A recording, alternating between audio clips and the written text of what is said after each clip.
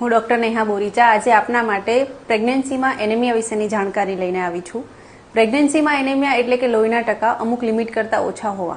Normally પ્રેગ્નન્સીની અંદર તમારું બ્લડનું volume વધતું હોય, એની અંદરના જે રક્તકણો છે એ પણ વધતા હોય, પણ કમ્પેરેટિવલી વોલ્યુમ વધારે વધે એને લીધે નેચરલી જ તમને લોહીના ટકા રિપોર્ટ્સની અંદર ઓછા બતાવતા હોય છે. પરંતુ અમુક હદ કરતાં વધારે ઓછા ટકા થાય તો પછી તમારા માટે કેવી કેવી તકલીફ થઈ શકે, જેમ કે મેટર્નલ મોર્ટાલિટી, ફિટલ મોર્ટાલિટી એટલે કે બાળકનું વજન ઓછો આવવો, બાળકનો વિકાસ એના સમય કરતાં વધારે પાછળ રહી જવો, અને સૌથી મોટી તકલીફ મધર્સ માટે એટલે કે ડિલિવરી પછી લોહીનું વહેવાનું બંધ ના થવું, એટલે કે ગર્ભાશયની કોથળીમાંથી લોહી બંધ ના થવું, જેને આપણે કહીએ પોસ્ટપાર્ટમ હેમરેજ, જે એના માટે જીવલેણ સાબિત થઈ શકે છે.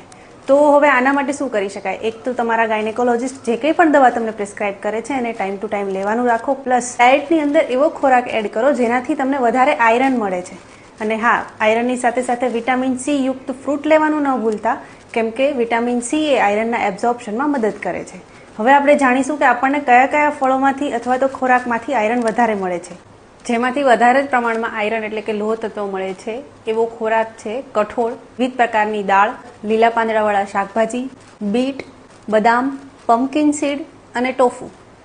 આવી વધુ જાણકારી માટે મારા સોશિયલ મીડિયા એકાઉન્ટને ફોલો કરી દો.